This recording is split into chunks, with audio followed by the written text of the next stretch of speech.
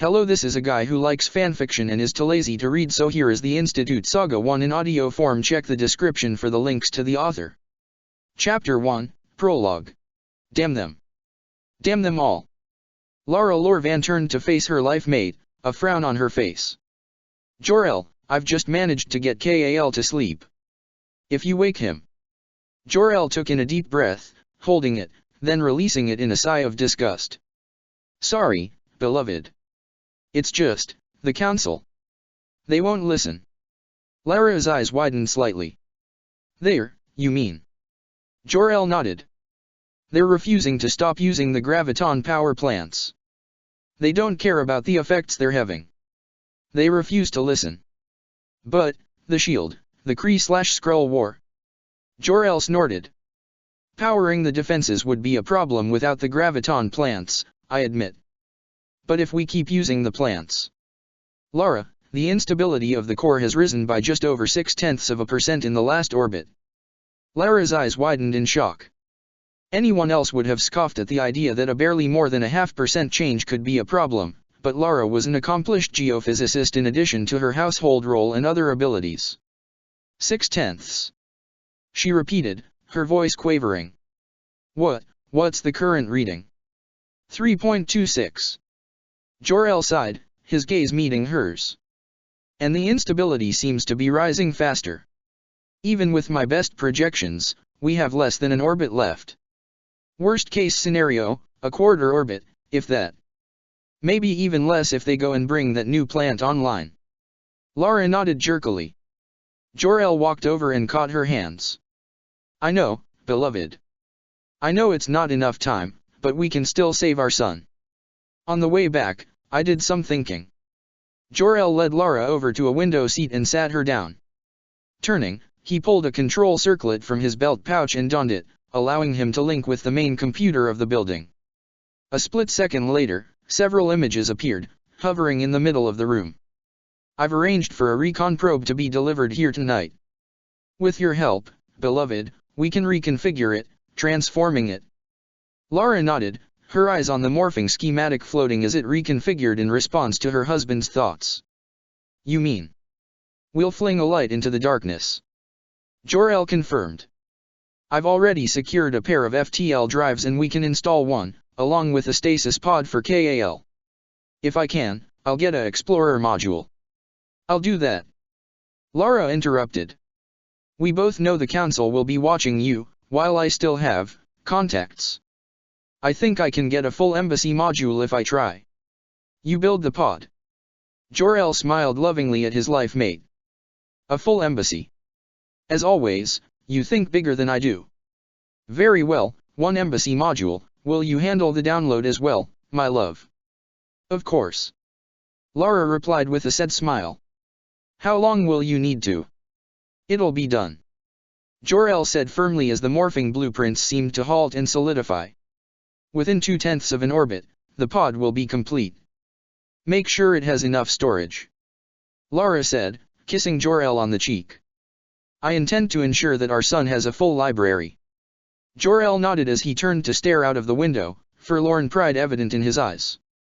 My love, have you decided where he will go? The question shook Jor-El out from his reverie and he nodded, turning back and motioning to another image. Yes. It is a planet like Krypton used to be, with a yellow sun known by the natives as Sol, which will grant him great powers. It was one of the last planets discovered by our probes before the war forced us to retreat to our home system. The natives, humans, have an appearance incredibly similar to our own, although their genetic spiral has only 2 strands rather than 4, and turns the other way. The atmosphere is breathable and the planet itself has not been contacted by either the Skrull or Kree as far as we could tell. It will be a good place for our son to grow up. Lara nodded. Then let us begin, my love. Maybe we'll have time to build another pod, this one for ourselves. I shall work as fast as I can, my beloved. How is it going? Better than expected. Jor-El said from underneath the partially rebuilt pod, his concentration fixed on the crystalline array that he was carefully manipulating. How did your mission go? Lara unslung the oversized bag that she had been carrying and placed it on the ground with a triumphant smirk, opening it to reveal its contents. Jor-El glanced across, then sat up so fast that his head bashed against the hull of the pod. Ow! Lara darted across and helped her life mate out from under the pod. Once clear, Jor-El walked over to the large, waist-high crystal and stared at it, dumbstruck, absently rubbing at the bruise forming on his head. Is there a problem? Lara grinned at him and Jor-El shook his head in bewilderment. That is a level 6 hostile zone embassy with expansion capability. Lara confirmed, a triumphant smirk on her face. Full working order, fully charged, fully stocked and ready for deployment. Jor-El stared at it in shock, then his gaze slowly tracked to Lara. How? Lara sighed. The Council seems to have taken the position that our isolation will be forever. She said, her voice filled with weary irony. They simply placed all the embassy modules in storage and locked it down, checking the inventory once in orbit. And guess who volunteered to check the storage areas yesterday? Jor-El's expression went from astonished disbelief to flabbergasted admiration. I picked up a few other things as well. Lara said. And I have another level 6 embassy module downstairs for if we manage to finish our pod and follow Kal. Then I'd better get back to work. Jor-El grinned, turning back to the pod. And I guess I need to expand the cargo bay slightly. Level 6, wow. As the ground shook with yet another tremor, Lara ran through the archway, Kal clutched in her arms. Jor-El caught her as she stumbled and together they moved to where the modified pod was resting on the pad. Lara glanced at the second pod on the pad, the larger one which was still several days from completion. We need to do it now, we can't risk waiting. She said, fighting not to cry. Jor-El nodded as he donned the control circlet and his mind interfaced briefly with the systems of the pod. On the smooth upper surface, the hull flowed and reconfigured to reveal a fabric-lined receptacle. Place him in. Lara lowered their son into the pod, tears flowing down her cheeks as she released Kal. Jor-El joined her, taking what he knew would be their last look at their son. My love. Lara nodded as she stepped back, grabbing onto a pillar for support. Jor-El joined her and they embraced as they watched the pod rise from the launch cradle, orienting itself before accelerating away and upwards, shrinking as it accelerated away. Behind them, unseen, the house began to collapse as a great tremor severed its foundation pillars. The same tremor sent Lara and Jor-El to their knees, but their gazes never wavered. My son, live. Live. Lara breathed. Live well, my son. Live well in your new home. The pod vanished from sight as the ground opened up, swallowing Jor-El and Lara. The pod accelerated away from Krypton, its speed increasing as it broke free of the atmosphere and raced away from its home planet. Behind it, Krypton seemed to shudder and shake before its surface started to crack and shatter, the molten rock beneath exploding outwards, swallowing up entire cities without trace and causing the continents to sink below the surface. As the graviton plants which had caused the disaster were engulfed, the micro-discontinuities that transformed the energy of the gravitational potential into usable energy destabilized and inverted, creating brief points of hypergravity acting outwards, sending powerful shockwaves through the core of Krypton while hurling megatons of lava through the skies and blasting the atmosphere away into the vacuum of space. As the pod's FTL drive opened up a warp vortex, Krypton exploded, sending solid and molten rock outwards. From the core itself, twisted and compressed into normally unstable elements and molecules by the shockwaves and variable gravitics, never before seen glowing rocks emerged and were propelled by the transformation of matter and energy into a localized inverse gravitational field, hurling them out so fast that they soon overtook the debris that had once been the surface of the planet. The energy shields of the pod deflected the glowing rocks that would otherwise have destroyed it, but many more passed by and of those, a small but significant percentage were sucked into the vortex that the pod was traversing. A moment later, the vortex winked out of existence and the only thing left of Krypton was an expanding asteroid field. On a distant world, a young bald man looked round, his gaze disturbed. Are you all right, Charles? What's wrong? I felt a great disturbance, Eric, as if millions of voices suddenly cried out in terror and were suddenly silenced. I fear something terrible has happened. For several moments, both men were silent, then the seated one spoke again. Eric, whatever happened, it was far away. Far, far away, but I still felt it. China. Further, Charles said, slowly. The distance involved, the thoughts. I could feel their emotions, but their thoughts were so different. I could not understand them. Not at all. Whoever they were, wherever they were, they are gone. Eric, I felt them die, an entire race. Eric turned his gaze up to the skies, absently rubbing his left forearm as he did so. Charles, if you truly felt a race die, does that mean that we are truly alone in the universe? Would there be others out there? I don't know, Eric. I just don't know. Chapter 2, Foundations.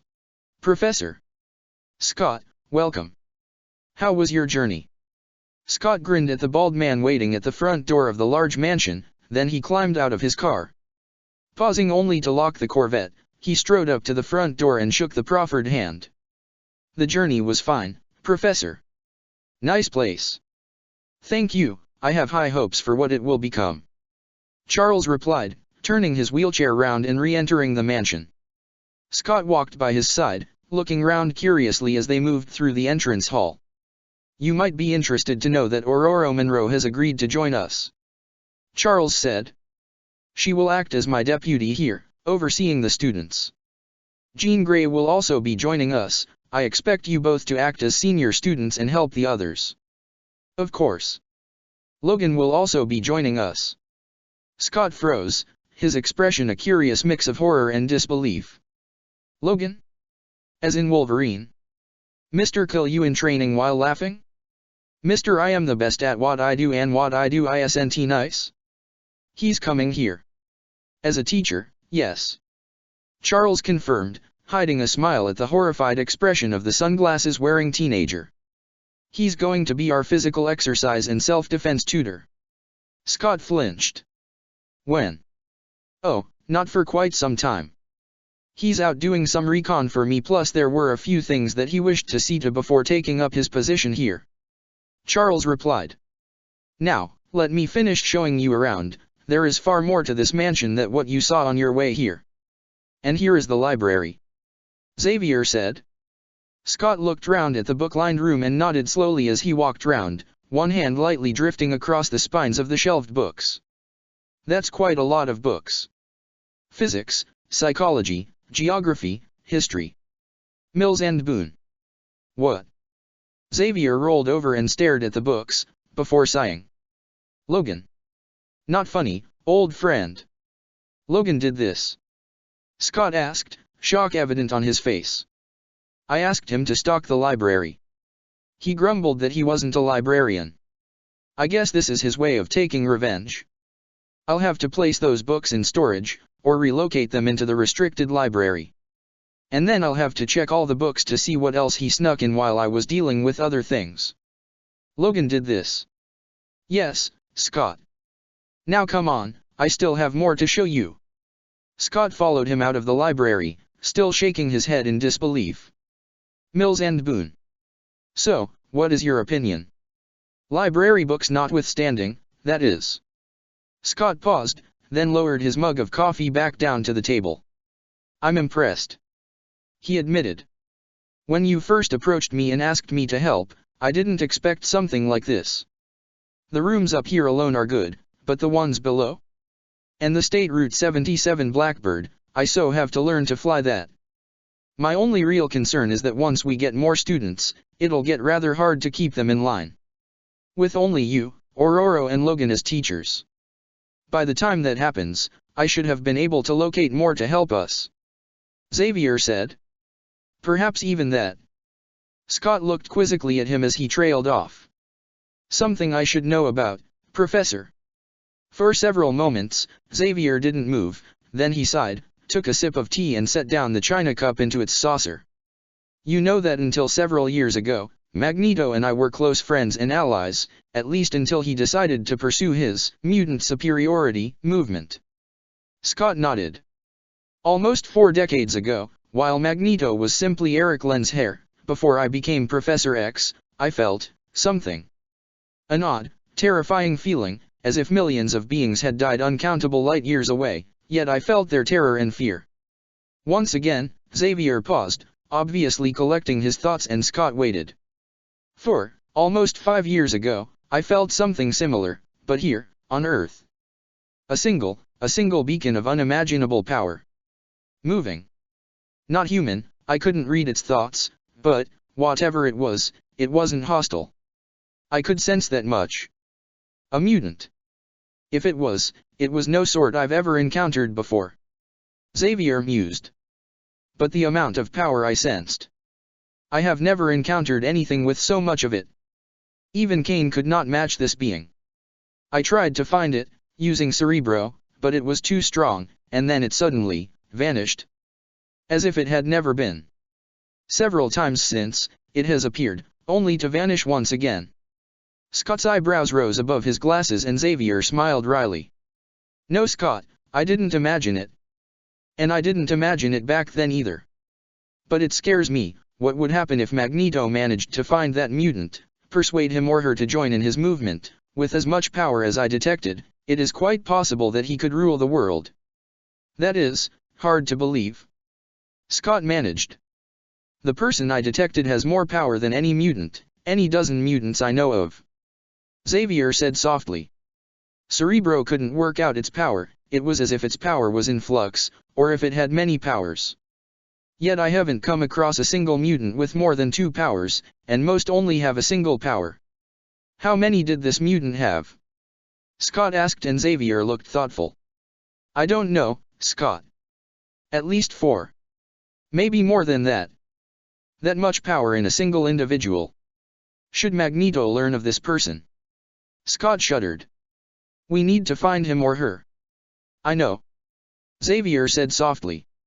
I have Cerebro set to alert me should this person reappear. I just hope I can locate them before Eric does. Both men looked at each other, then Xavier sighed. Until that day, I need to prepare. As do you. I managed to have some goggles created for you, perhaps we should test them out. The danger room needs to be tested as well. Scott grinned. The target popped up and promptly flew backwards as the beam of red light impacted on it. Scott spun round and another blast lanced out from his goggles, smashing into a turret, causing it to stop tracking. Not bad, Cyclops. Xavier said from the monitoring room, looking down at the black-clad teen with a proud smile. Scott didn't bother to respond as he unleashed a volley of blasts at a trio of mechanical tentacles, forcing them back, then he dashed through the created gap and punched the final target. Simulation 3 concluded. The computer-generated voice said emotionlessly. Total score, 743 out of 1000. New personal best. Scott smirked in triumph as he looked up at the transparent walls of the control pod. That was fun. That was very impressive, Scott. Xavier said, his smile broadening. How did Logan do on this one? Logan got 862 on this one, but he helped to program the scenario and has more combat experience. Xavier replied, glancing at the control panel in front of him. 743 on the first attempt, I am very impressed. Better than I did on my first time. A voice said from behind him and Xavier turned with a smile. Storm, welcome back. How was your trip? My sister was very happy to see me again, as was my nephew. Storm replied with a smile, nodding to Scott. I also got to talk to Jean, she'll be coming next week. Excellent. Xavier said as the doors opened to reveal an exhausted but happy Scott. The goggles work then? Storm inquired and Scott nodded.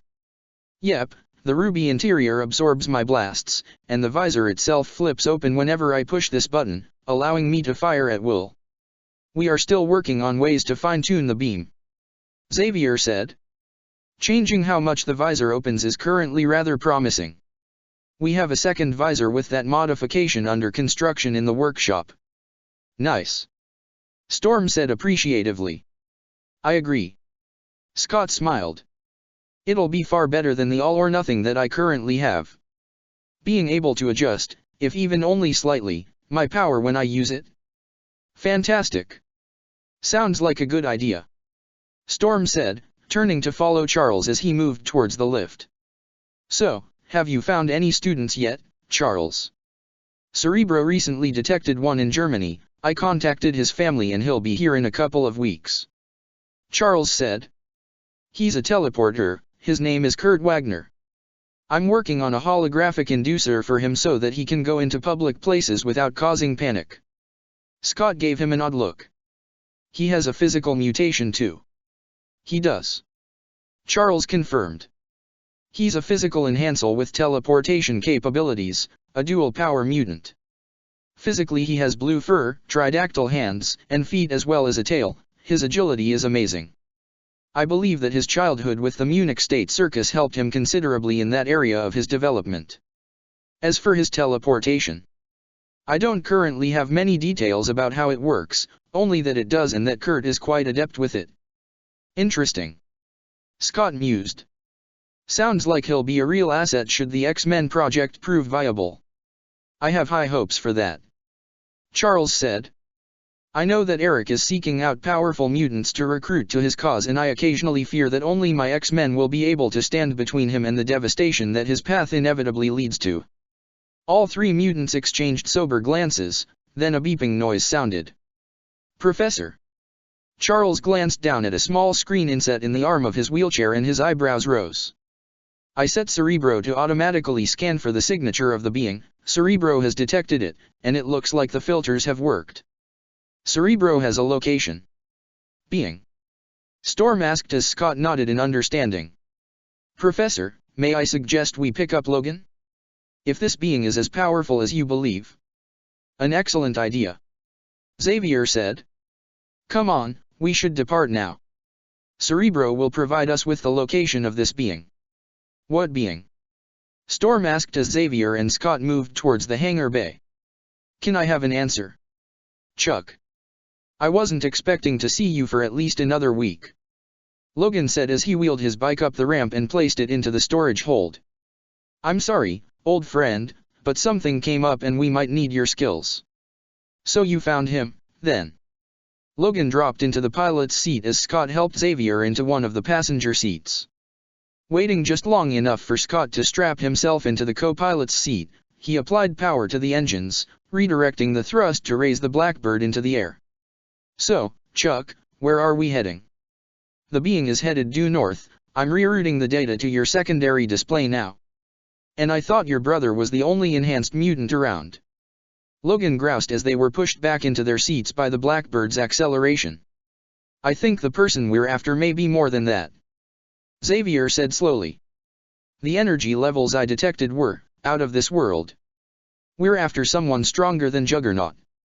Storm asked, worry evident in her voice. Professor, are you sure this is wise? Would you want to risk Magneto getting his hands on someone that powerful? Xavier countered. Storm blinked, then swallowed nervously. No, that would be very bad. Hopefully we can persuade whoever this person is to join us. Xavier said. Failing that, we can at least warn them about Magneto. Sure you don't want me to persuade him to join?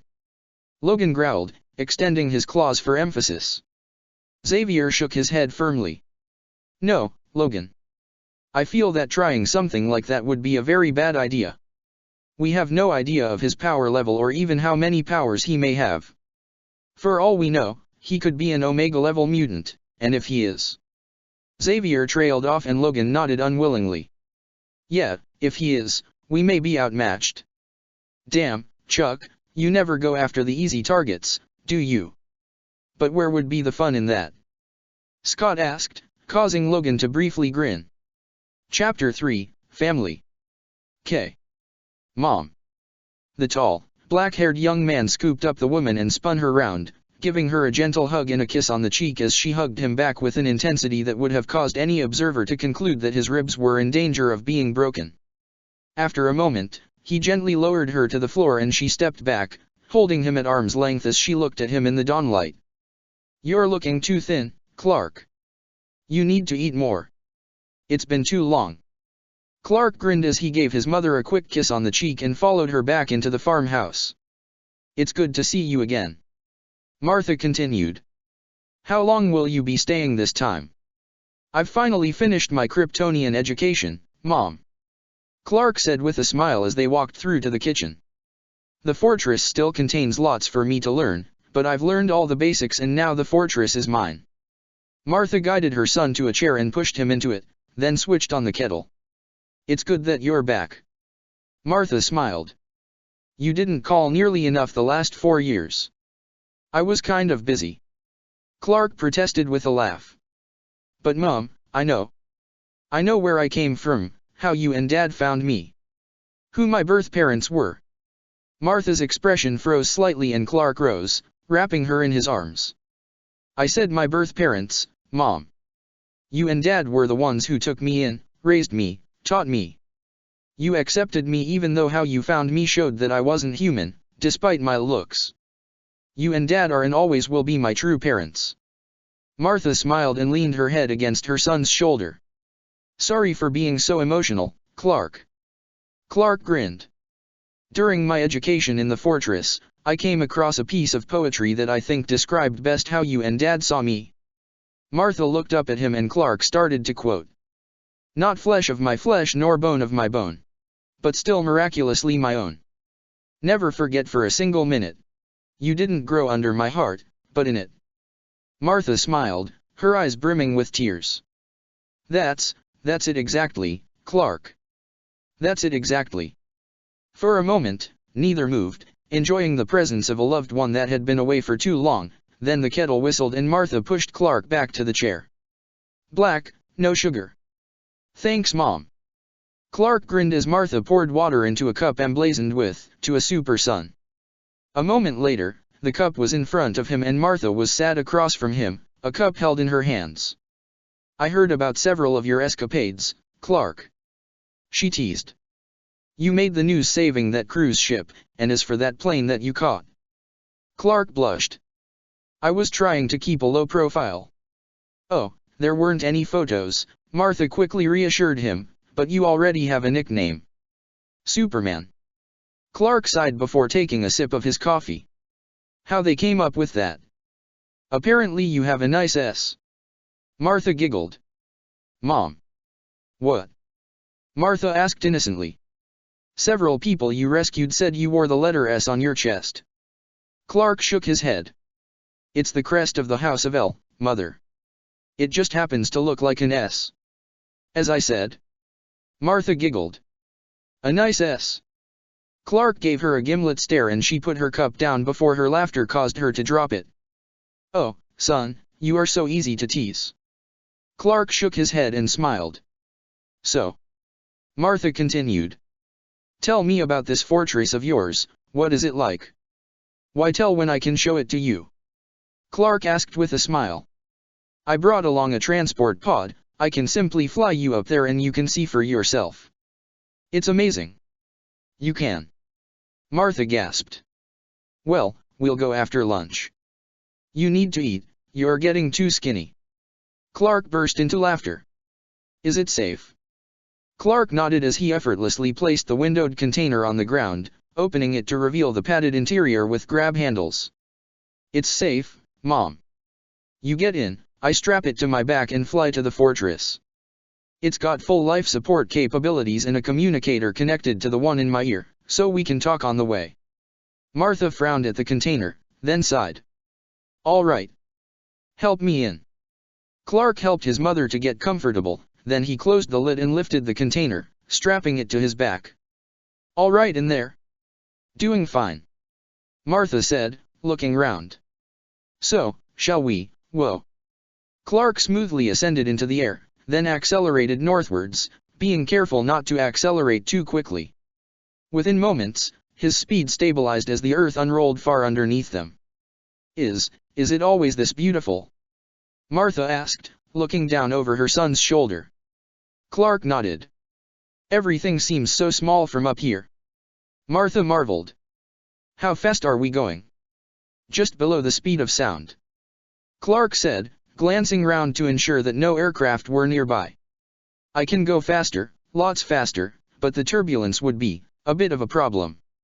"How fast can you go?"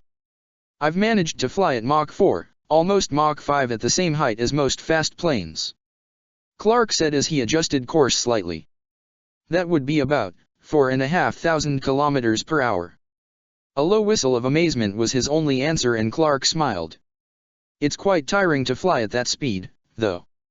Smashing through the sound barrier like that, it creates something called the Prantl-Glauer singularity. It's a compressed sphere of vapor created and trapped in the shock wave created by flying so fast.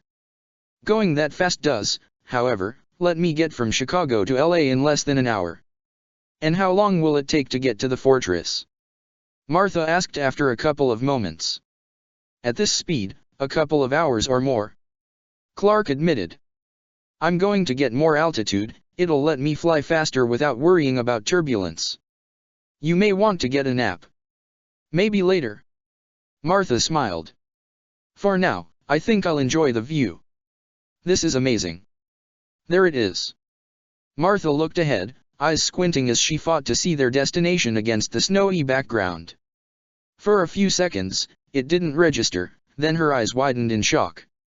What is that? The Kryptonians called it a Class 6 embassy. Clark explained as he angled down towards the giant structure. It was the largest of the embassy modules once deployed from its dimensional storage pocket. Martha remained silent, her gaze transfixed by the kilometer-wide crystalline structure with its pentagonal roof and angled sides emblazoned with the crest of the House of L. As they approached, she saw that the corners were doorways. Is that? All the sides, the top and the base are pentagonal and slightly convex. Clark said as he flew bare meters above the snow, the fortress now looming ahead of them. It's the best compromise between strength, internal volume, and defensive potential. Almost half of the fortress is currently underground, its hydrogen and oxygen tanks are both full and ready for use. Amazing. Martha breathed as a doorway opened ahead of them and they flew through into a wide hallway. Clark landed and unstrapped the pod, lowering it onto the floor and opening it so that she could step out. Welcome to the fortress, Mom. Clark smiled as Martha craned her head, trying to take in as much of the room as possible. Fortress, this is my mother, Martha Kent. Please add her to the list of registered users, full access. Welcome Martha Kent. A feminine voice said. You are recognized. Welcome to Embassy 6L9, known as the Fortress. Thank you. Martha managed, holding tightly to her son's arm. Clark. Let me give you the tour. Clark said, scooping her up into his arm and gliding towards the inner door. The fortress is a self-contained environmental spheroid with several fully automated machine shops and an extensive library. So, are there any other embassies stored here? Martha asked, taking an appreciative sip of the coffee that Clark had handed her. Clark shook his head. No. It is impossible to store a dimensionally stored object inside another dimensional pocket. The result is an explosive destabilization of both dimensional pockets and the destruction of the stored items. In addition, the energy needed to create said dimensional pocket and store the object in a way that allows for retrieval is, astronomical. The fortress is one of only 12 Class 6 embassies that Krypton had available. Martha nodded, taking another sip and motioning for him to continue. The fortress contains several vehicles, but since most vehicles use dimensional power cores as opposed to superconductive capacitors, it doesn't have any of the larger vehicles available. It does have the plans for them, as well as the dimensional cores, so I can build them if needed. How is this place powered? Martha asked. If it needs dimensional power cores. It uses a hypertap. Clark grinned. At the center of the embassy is the power core. The core taps into the transdimensional quantum state known as T-space and uses the reality differential between T-space and real space to generate the power that the embassy needs. Martha blinked. I barely understand it myself. Clark shrugged. The important thing is that it works. By Kryptonian standards, it's old, proven technology. The fortress can create a power surplus equivalent to 7 nuclear power stations even when at full internal usage. The only downside is that having too many hypertaps in close proximity causes them all to destabilize and deactivate. At most, we can only have maybe 14 hypertaps on Earth before they become too numerous to remain stable. That's one of the reasons why Krypton went for the graviton plants, and thus why Krypton is no more. For several moments, the room was silent, then Clark shook himself. Anyway, the fortress is pretty much self-sufficient. I've brought in plenty of plants for the hydroponics areas, so food isn't a problem, especially with the remotes. I've also flown a couple of satellites into orbit, so I have full access to the internet, phones, even all the TV and radio channels, although I've sold some of the valuable metals stockpiled here and taken out full subscriptions to all the main networks. I didn't need to give in the decryption capabilities here, but... Clark shrugged and Martha laughed in understanding. I raised you honest, Clark. Good to know you can't be tempted by free TV. Clark grinned back at her. So, you're using this place as a base for all your missions? I am. Clark confirmed. With the fortress scanning for emergencies that the local people cannot deal with, it allows me to go to where I am most needed. You've been doing a lot of good out there. Martha smiled. You're becoming rather famous. Clark sighed. I don't do it for the fame, Mom. I don't want the fame. Goodness knows that I try to keep a low profile. In your shiny blue and red outfit with the wonderful S. Martha interjected mischievously. It's a Kryptonian Stellar Defense Corps ceremonial uniform. Clark half protested. I wear it to honor my birth planet, as the last son of Krypton. If I don't remember them, who will? Martha nodded understandingly. I'm sure your parents would be proud of you. I hope Dad is, and that you are. Clark said, and Martha smiled as the simple declaration showed the depths of his love. I meant your birth parents, but thank you. Martha said, blinking away the tears that threatened to leak out. You know I'd be proud of you whatever you did, and I'm sure that wherever John is, he's looking down at us both and smiling. Thanks, Mom. Clark whispered, catching her free hand in his. An insistent beeping noise sounded and Clark frowned, his gaze darting to a small display near the door. What is it? A plane, incoming. Clark said with a frown, standing up. What is this place? Martha's question seemed to echo through the cavernous, cathedral-like room as she followed her son to a raised dais set in the middle. Arranged round the bowl-shaped room were dozens of crystalline consoles, many of them glowing faintly and projecting holographic displays for the people who should have been sat there, but weren't. This is central control. Clark said, stepping onto the dais and pausing to offer his mother a hand up. From here, the most secure and well-fortified room in the fortress, I can control everything. Computer, display incoming craft and scan occupants. Martha gasped as an image rippled into view just above head height, an image surrounded by several labels written in Kryptonian runes. A moment later, the image changed, becoming a wireframe schematic with various systems flashing in sequence. A Blackbird SR-77. I thought that it had never got past the prototype stage. Clark mused. For life signs, all X gene positive. What does that mean? Martha asked, worry evident in her voice. What it means is that we have a quartet of mutants visiting us. Clark smiled. The plane is unarmed, so they're probably not hostile. I'll turn on the landing lights and see what they want. I'll wear a comm link and set it up so that you can watch from here. Forget it. Martha snapped. I'm going with you. You are not meeting them alone. Clark managed not to sigh and simply nodded. He knew that there was no way that he was going to win this argument. Not even Superman could win every battle. Chapter 4, Revelations. Clark stood in the doorway of the fortress, his enhanced vision easily picking out the shape of the approaching plane. Beside him, clad in a quickly unpackaged insulating coverall, Martha followed his gaze. That's quite a plane. I've never seen anything like it before. The howling turbines of the descending plane echoed across the snowscape as the wheels touched down amongst the thrust-created blizzard of displaced snow. After a moment, the plane settled and the howling turbines wound down. A long moment passed, then a ramp lowered and several figures descended, including one in a wheelchair. As they approached, Clark smiled at them. Hello, nice to have visitors. Unless, of course, you're searching for Santa, in which case, you may wish to try the North Pole itself. The figures paused and Clark's hearing caught their quick conversation. Chuck, the lady smells human but the man, he smells different. He don't smell human. At all. Interesting, I can't read him, his mind is, it's there, but it's too different. I cannot understand any of the thoughts in it.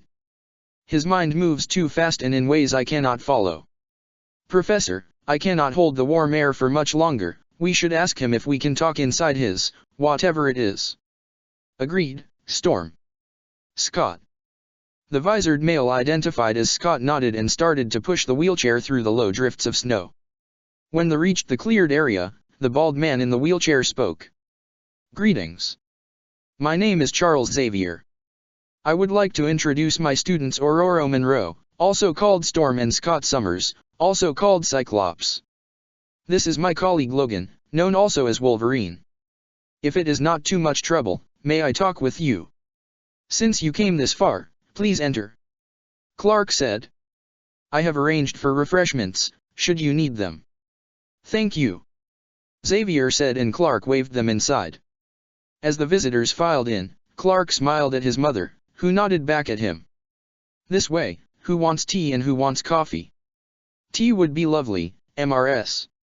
Kent, Martha Kent. Martha smiled as they entered the room that Clark had arranged for the meeting. Everyone, please be seated and state your preference for tea and coffee. Tea please. Coffee, black. A white coffee, please, Mrs. Kent. Martha nodded and looked up. The four visitors followed her gaze, and several eyes widened as a floating drone descended, pausing before each person and offering a cup of the requested beverage. Please, be seated. Xavier hid his amusement as Logan stared suspiciously at one of the floating chairs before gingerly placing his weight on it. Scott and Aurora didn't hesitate, and their host took position opposite them. Welcome to the fortress. I am Clark Kent, this is my mother Martha.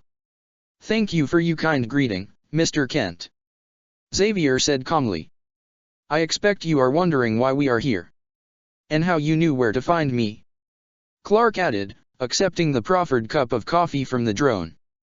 Xavier nodded. Mr. Kent. Clark, please. Clark, then. Several years ago, using a special system I call Cerebro, I detected your power signature. It was like nothing else I have ever encountered before, but it seemed to vanish without trace, leaving me with no clue as to where you were. It was only recently, after I had upgraded Cerebro significantly, was I able to trace you. Clark nodded, leaning back slightly in his chair. That is the how. I assume you want something from me. I do, if you will let me explain. Charles said calmly. I am in the process of establishing a special institute at Bayville for those who have special gifts. Mutants who have experienced hatred and fear caused by their abilities, who wish for nothing more than to live peaceful lives, free of fear and bigotry. At the institute, all mutants who seek peace are welcome to live and to train in controlling and using their powers. And you came here intending to offer me a place? Clark asked. At Xavier's confirming nod, he smiled wryly. That might be a problem. You see, I'm not a mutant. You're not? Scott asked in shock, then he glanced apologetically to Xavier. Clark shook his head. I'm not. Oh, I have powers, but I'm no mutant. I don't understand. Aurora said. Charles said that he could not read you, so you have mental powers at the very least, but how are you not a mutant? Simple. Clark said, enjoying the confusion of the quartet. I'm an alien. Figures. Logan grunted even as Scott and Aurora stared in shock. You don't smell human. I assume your mother adopted you. As a baby. Martha confirmed. He was really cute, Jonathan and I took him in and raised him. We hid the pod he came in until Clark was old enough to be told where he came from. My original home world was the planet Krypton. Clark said. I was sent to Earth by my birth parents just before Krypton was destroyed. They sent as much as they could with me, to help me once I grew up. The fortress, the information residing within, historical records from Krypton. You're Superman. Aurora gasped, staring at his chest, and the emblazoned S. Xavier blinked. That is what the public have named me, yes. Clark confirmed resignedly, but my birth name was Kall, last son of the House of El. I see. Xavier mused. My offer still stands, despite your revelation. All those who seek peace and refuge from bigotry and intolerance are welcome at the Institute, mutant, alien, or in Hansel. And if I join? Would I have to stop saving people? You have managed to keep a surprisingly low profile, Xavier said with a wry smile. Despite your outfit. And given how old you are, may I offer a teaching position, like Ororo? Depending on your powers, you may be a great asset, a great teacher for young mutants who are still seeking to learn control. Depending on my powers. Clark repeated. I guess you are curious about them. Xavier nodded and Martha smirked as she pulled out a small camera. My powers. Clark said, his eyes sparkling with amusement. I'm almost indestructible, have super strength, can fly at speeds of Mach 4, have heat vision, X-ray vision, microscopic and telescopic sight, photographic and eidetic memory, cryogenic breath, super breath, light speed reflexes, super speed, and super hearing. Scott, Ororo, and Logan all looked as if someone had hit them round the back of the head with a sandbag. Xavier was also staring at Clark, but his expression was more controlled. Martha grinned as she finished taking pictures and returned the camera to her pocket. That is, quite an array of powers. Xavier said after a moment. You have more powers than any 6 mutants I am aware of. I assume that you have good control over all your gifts. Clark nodded. After a long, silent moment, Xavier spoke again. Are you interested in helping people with gifts of their own and learning to control them? With your powers and what I've observed about you, you would be a truly amazing mentor for those who fear their own powers. Clark stared at him measuringly, then nodded slowly. I accept, but with certain conditions.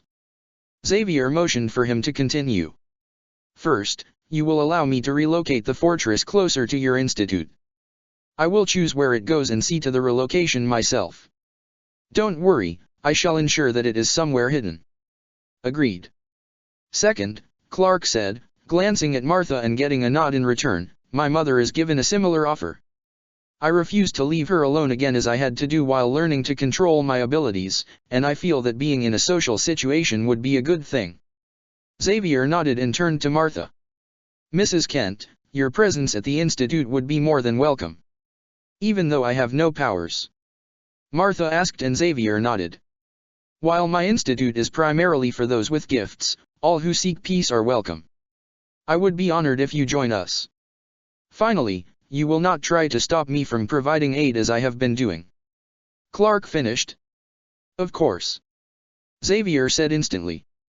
You are, despite your low profile, quite a hero and an excellent example to mutants, using your powers to aid others. If anything, I would ask you to help train the students I expect to have in how to use their powers to a similar end.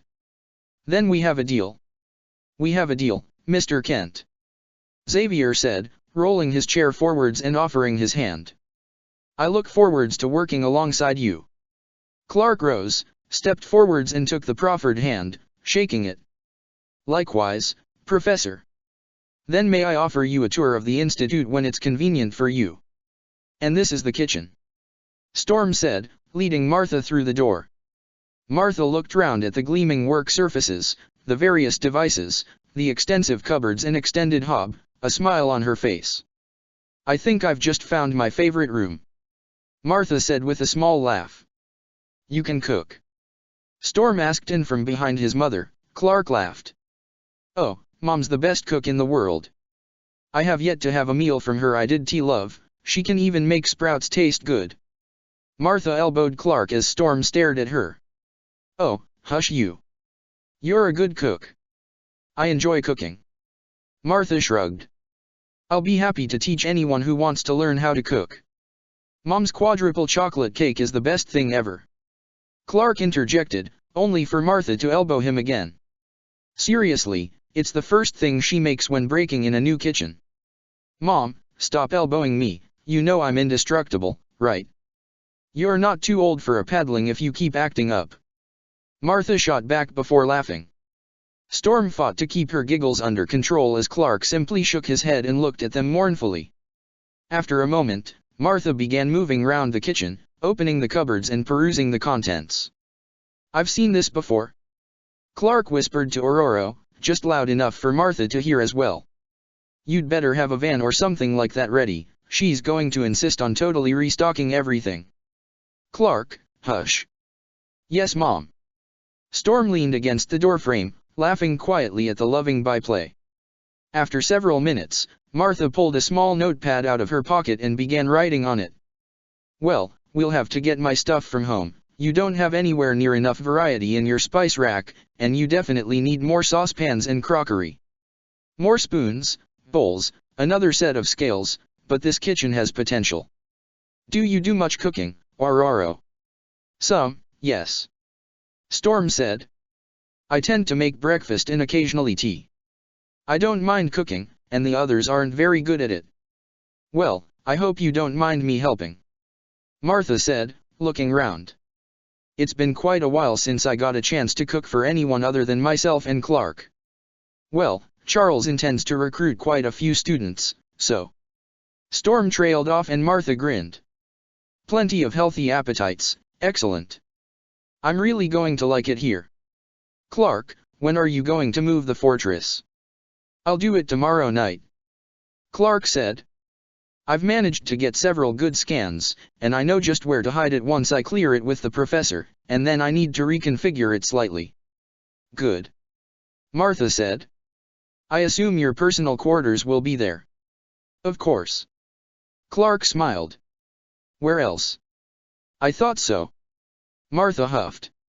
Well, at least we won't have to worry about blackouts in the middle of preparing a meal. Mom, it was only once. And it was an accident. Clark protested. Storm raised her brows quizzically. Clark had just learned he could fly. Martha began, grinning widely as Clark placed his hand over his eyes and started to shake his head. He already knew that he was indestructible, but he forgot that not everything else is, and he was still somewhat unsteady. When he was flying, he failed to notice that he was getting too close to the power cable. Logan stared at the sight in front of him, eyes wide. Beside him, Xavier leaned back in his wheelchair, an amused smile indicating his opinion of his friend's reaction. Impressive, isn't it? He asked as another cloud of dust fountained upwards. Wah. Amazing. Storm breathed, staring upwards at the hovering shape eclipsing the stars. Apparently he used every single lifting device in the fortress to accomplish this. Martha noted. At least you now have a large basement. Remind me to thank Clark for his idea of connecting the fortress systems to the mansion. Xavier said quietly and Scott nodded. And moving Cerebro itself into the fortress was inspired. I can barely wait to see how incorporating Kryptonian technology improves its performance. I still don't believe it. Scott sighed. We have an alien fortress being emplaced beneath the mansion. Yeah, but Flyboy offered to upgrade the mansion's security once the fortress is settled and the mansion replaced. Logan growled. I've seen what he's offering, the mansion will be the most secure place on Earth. Oh. Energy shields, holographic overlays to hide power usage, capture fields, energy beams. Logan smirked. Slim, we just entered the big leagues. It just worries me. Scott admitted. I know that Clark can be trusted and he's very powerful, but it still worries me. What if we become too dependent on him? I wouldn't worry so much. Martha said, her voice showing that she understood his concerns. Clark knows that he can't do everything, and Jonathan and I taught him about letting others choose their own path. Like us, he prefers to let people win for themselves, rather than just do everything for them. And then there's training room. Logan continued, his expression gleeful. He let me try it out, makes the old danger room look like a kiddie play area. Full immersion holograms, attack drones, reconfigurable interior. Psych, he's uploaded several avionics training programs, you can learn to fly the Blackbird in there. Nice.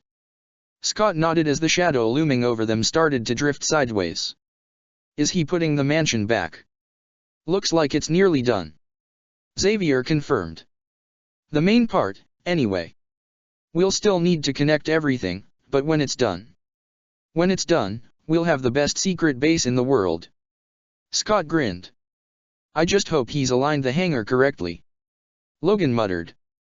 I need to get the bird hidden as soon as I can, then I'm off again for a bit. Still got a few things left to do. Of course. Xavier said, watching the hovering mansion begin to slowly descend. Speaking of which, I wonder if I should ask him if he can upgrade the Blackbird too. Chapter 5, New Recruit. The crowd roared in approval as Duncan Matthews, the lead player of the Bayville football team, slammed past the intercepting quarterback and sprinted down the pitch, diving over the line and scoring a split second before the final whistle blew. At the home end of the pitch, Gene led the cheerleaders in a rousing celebratory dance. From his seat on the bleachers, Scott sighed, his gaze transfixed by Gene's grace and joyful expression, then a flicker of motion caught his attention. Turning slightly, he blinked as he saw a hand retreating through the gap between the row of seats, a wallet held in its grasp. What the? Getting to his feet, Scott edged towards the stairs, mumbling apologies as he did so, then moved to the back of the bleachers. Glancing round to check that everyone's attention was still on the pitch and the celebrating players, he dropped down to the ground and turned to face the pickpocket. Todd Polanski. It wasn't me, I didn't do anything. Scott stalked over to the shorter, slightly hunchbacked boy, ignoring his aroma that indicated a rather disturbing lack of personal hygiene, and grabbed the wallet from Todd's hand. A quick glance to the side showed him a bag with several other wallets dropped into it. Stealing. Hey. Todd protested. Some of us don't live in fancy houses, yeah no? I do what I have to do. Haven't eaten all day. Scott sighed and waved his hand to shoo away a fly that was circling them. There are other ways to survive than stealing, Todd. Humph. Todd snorted as he turned away. Not like they'll miss it, those rich gits. Always picking on the little guy, them and their superior attitude. Todd. Scott sighed at Todd's actions. Todd, you're coming with, what? Todd glared down at him from above and Scott raised an eyebrow. How did you're a mutant. Hey, just because I can jump doesn't make me a mutant, hey, lunch. Before Scott could react, Todd's tongue lashed out, extended over a meter and impacting on the circling fly, dragging it back to his mouth. Delish. What? Scott stared at him for a moment, then rubbed at his forehead. Enhanced jumping and a long tongue. You're a frog-type mutant. That's Toad. Todd growled, dropping back down to the ground, landing on all fours. And what do you know about mutants, anyway? Aside from the fact that I am one. Scott smirked. Quite a bit, actually. Todd stared at him, eyes widening. Whoa. You're a mutie too? What's your power? Optic blasts. Wah. Scott sighed. I fire lasers from my eyes. Cool. Sometimes it's more trouble than it's worth. Scott said, but that's for another time. For now, we're returning those wallets. Hey, I found them fair and square. Todd protested. And we're taking them fair and square. Another voice snickered. Scott turned. Duncan. Scott. Why you hanging around with this loser, when there's cool guys like me around? Oh yeah, nerds like you can't hang around cool guys like me, right guys? The three teens flanking Duncan laughed at his comment and Duncan raided his fists. I think the thieving Toad needs to be squashed. And Shades, get out of the way. No. I won't let you do this. Like you can stop us. Duncan sneered as he stepped forwards and fired a right hook at Scott. Mentally thanking Logan for his lessons, although he'd rather die than admit it out loud, Scott blocked the punch and delivered a jab to Duncan's lower torso. Duncan staggered back, gasping. Get him. See ya. Todd gasped as he spun and sprinted off into the gathering darkness. An instant later, his voice sounded again. Whoa. 'Scuse me, lady, running away. Distracted, Scott barely dodged the incoming punch, then he grabbed the boy attempting to tackle him, throwing him away, straightening up just in time for a third punch to impact, spinning him round. And sending his sunglasses flying. In the split second before he could close his eyes, energy lanced from his eyes into the ground, the shockwave of the resulting explosion sending his attackers flying. Scott. Gene. Scott gasped. My glasses. Hang on. He heard. Here they are, what happened? Feeling the glasses being slipped over his face, Scott reached up to ensure they were in place and intact before carefully opening his eyes. I was defending a mutant from these four, but my glasses got knocked off. Jean. I know. Jean said, frowning in concentration. A moment later, a gas canister drifted over and Jean placed it near the crater, then looked over at the limp bodies. Okay, I'm removing their memories of the encounter now. Couldn't do this if they were awake, and since Pete here smokes, I can place a new memory in of his cigarette igniting a leaking gas cylinder. Done. Okay, you get back to the mansion and tell the prof what happened. I'll make sure everything's fine here and I'll get those wallets back to their rightful owners. Scott nodded and glanced over at Duncan, envy briefly twisting inside him, then he turned and walked off. After a few moments, he stopped, sniffed and looked round. Todd. I'm here. How'd you know? Never mind. Scott sighed. Listen, you know the Xavier Institute? If you want a safe place that welcomes mutants, head there. Todd looked at him. Meh, I'll think about it. In the meantime, Scott said, holding out a few dollars, get some food. Thanks. Todd grinned, taking the money. Maybe I'll drop by, see what it's like. Scott shook his head as Todd vanished again. Why do I not see this going well? The train slowed to a halt in the station and people started to debark. So? Clark said, looking down the length of the train. Blue fur and a tail, right? Indeed. Xavier replied. I can sense him on the train. Found him, he's having trouble with his luggage. Clark smiled. I'll go help him and bring him back here. Striding off, Clark entered the train and walked up to a short figure wearing a thick hooded coat, long trousers, and a scarf wrapped round his face. Kurt Wagner. J.A. The boy said nervously. Clark Kent, Xavier Institute. Clark smiled at him. Let me help. Accepting the handles of the two large suitcases, Clark lifted them effortlessly. Vo. Kurt gasped. Those are really heavy. How you do that? Super strength. Clark grinned. Come on, the professor's waiting. Kurt half-trotted to keep up with him as Clark walked back to where Xavier was waiting. Kurt Wagner, this is Professor Charles Xavier. Professor, Kurt Wagner. It's an honor to finally meet you, Kurt. Xavier smiled. Once we get to the institute, we'll get you settled in and Clark can give you the tour. Thank you. Kurt said quietly. Welcome to the institute, Kurt. Xavier said as Clark lifted him out of the passenger seat and into his wheelchair. I hope you. Kurt looked at him curiously as Xavier paused, then sighed. Jean just told me about a problem that has come up. I need to talk to Scott and Jean about it when they return. Clark, can you get Kurt settled in and show him around the mansion? Sure. Clark shrugged as he retrieved the suitcases, nudging the door to the van closed as he did so. Come on, Kurt, let's get your stuff to your room and don't worry, I've seen your picture. Kurt nodded and slowly lowered his hood, revealing his pointed ears, then unwrapped the scarf. You aren't scared of me? It takes a lot more than pointed ears and blue fur to worry me, Kurt. Clark grinned. If you have any questions, feel free to ask. How long have you lived here? Kurt asked, looking round as they ascended the stairs. Only a few days. Clark smiled.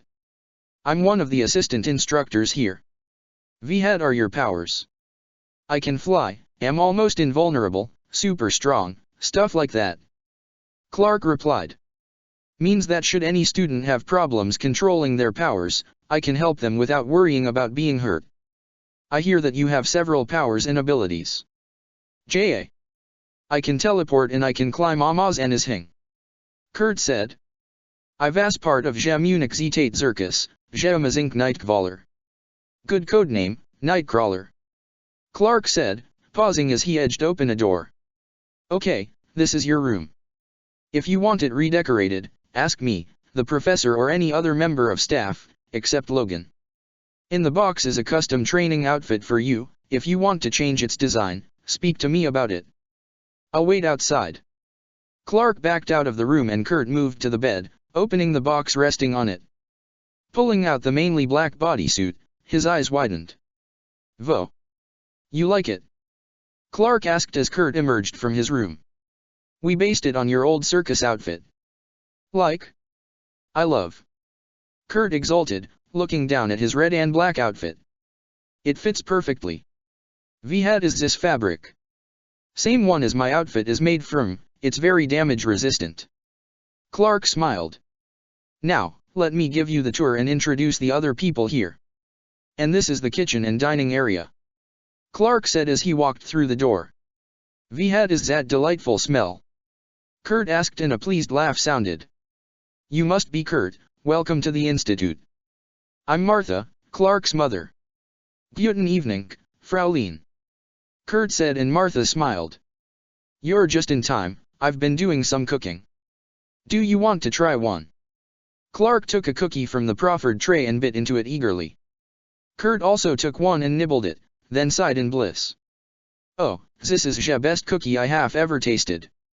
It is perfect." "Thank you. If I may ask, what is your power?" "Oh, I'm just a normal human." Martha laughed. "No powers at all? If you make cookies like this, you would have a power, untagva one at that." "Thank you for the compliment, Kurt." Martha smiled as Clark fought down his laughter. "Have another cookie, I made loads." "Thank you kindly.